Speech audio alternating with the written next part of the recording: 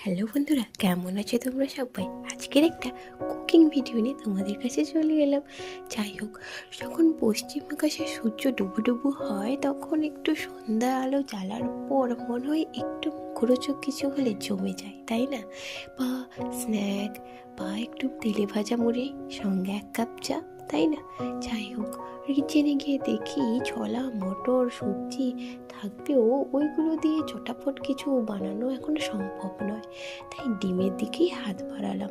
ভাবলাম ডিম অমলেট, না, ডিম অমলেট তো সবসময় ভাতের সাথে খাওয়া হয়। যাই হোক, ডিমের একটু ঝুড়ি করে ফেলি। এই যে কড়াইতে এক তেল দিয়ে দেখলাম কড়াইতে জল থেকে গেছে। যাই হোক, একটা পেঁয়াজ কুচিয়ে তাতে পরিমাণ মতো নুন, হলুদ, একটু লঙ্কা গুঁড়ো দিয়ে ভালো করে ফাটিয়ে নিয়ে কড়াইতে দিয়ে দিলাম। তারপর ডিমটাকে উল্টে পাল্টে বানিয়ে ফেলাম এই যে ডিমের ঝুড়ি। তোমরা কিন্তু লাইক আর সাবস্ক্রাইব